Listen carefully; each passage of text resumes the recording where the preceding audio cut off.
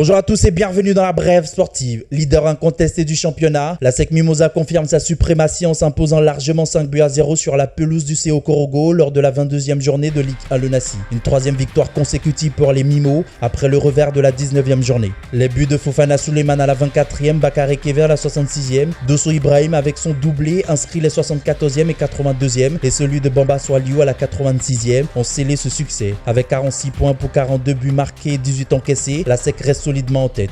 Dans les autres rencontres, la prudence a dominé. Le Racing Club et FC Mouna se sont neutralisés 0 partout, tout comme le SA Beauville et la FAD. Même constat pour les matchs Soa Iska, Stade d'Abidjan Sol FC et US Chologo Stella Club qui se sont tous soldés par des scores de parité 1 partout. Seule autre victoire à signaler en dehors de celui de la SEC, celle de Bouaké FC, vainqueur 2-0 du FC Oza sur ses installations.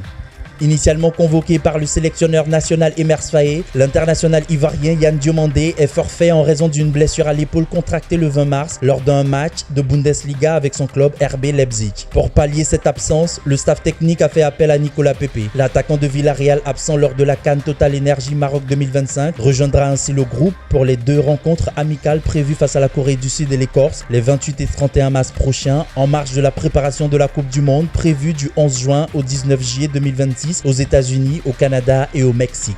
La Liga a dévoilé les nominés pour le titre de MVP Sportif La Liga 2025-2026, récompense qui célèbre le meilleur joueur d'Afrique subsaharienne évoluant en Liga cette saison. Ce sont au total 20 joueurs dont les Ivoiriens Nicolas Pepe et Eric Bailly en lice pour remporter le trophée. Le lauréat rejoindra une liste prestigieuse de lauréats précédents, parmi lesquels Inaki Williams, double vainqueur l'international nigérien Samuel Chukwueze et le gardien de but marocain Yacine Bonou. Les votes pour le MVP Sportif La Liga est ouvert dès aujourd'hui et jusqu'au dimanche 10 mai 2026. Le lauréat sera nominé lors d'un événement spécial à Lagos, au Nigeria, le samedi 23 mai, marquant la fin de la saison Liga e-sport.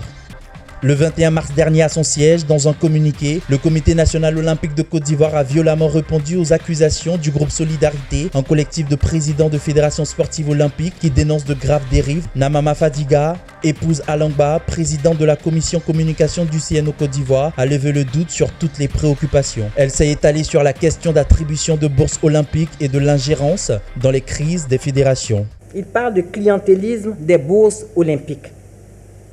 Sur la question, il faut relever que ce n'est pas le CNO qui attribue les bourses pour Los Angeles 2028. Le CNO est chargé de sélectionner les postulants.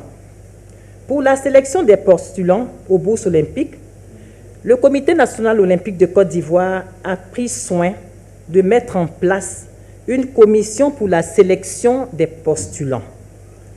Le groupe Solidarité accuse le CNO-CIV de déstabilisation des fédérations sportives. Il déclare que l'immixtion répétée dans les affaires internes des fédérations ne sont plus acceptables. Il faut préciser que selon la charte olympique et la loi de 2014 relative au sport, le CNO est chargé notamment de développer et de protéger le mouvement olympique, de propager au niveau national les principes fondamentaux de l'olympisme, d'assurer le respect de la charte olympique. Bien que ces tests lui en donnent le droit, le Comité national olympique ne s'est jamais auto-saisi des dossiers des fédérations olympiques pour faire quoi que ce soit. Le CNO entend ainsi contribuer à restaurer la stabilité et la crédibilité du mouvement sportif ivoirien, fortement ébranlé par des multiples dysfonctionnements.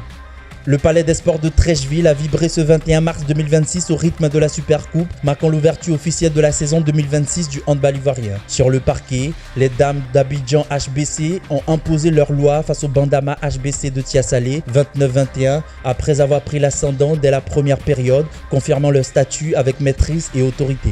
Chez les hommes, la finale a tenu toutes ses promesses. Opposé à la Renaissance Don Bosco, le Red Star Oja a arraché la victoire au terme d'un duel intense et indécis 25-24, renversant la tendance dans les ultimes instants après une première période équilibrée 12-11. Deux sacres qui lancent idéalement la saison 2026 sous le signe de la compétitivité et du renouveau du handball ivoirien.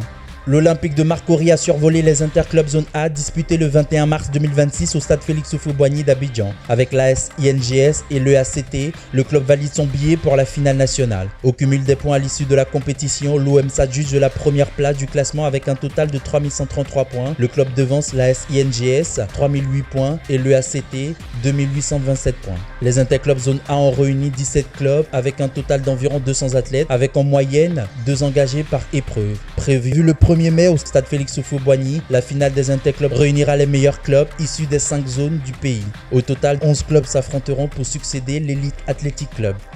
LeBron James a établi un nouveau record de longévité en disputant son 1612e match de la saison régulière de sa carrière, samedi 21 mars, lors du succès des Lakers 105-104 face à Orlando. L'international américain a disputé son 1612e match de la saison régulière NBA à Orlando, dépassant le record de Robert Parrish. En comptant les playoffs, LeBron a disputé 1904 rencontres NBA, de loin le plus grand total. Le King, dans sa 23e saison NBA, un autre record, continue d'imprimer sa marque dans les statistiques historiques de la Ligue nord-américaine après s'être emparé il y a 3 ans du record du nombre de points inscrits par la légende Karim Abdul-Jabbar.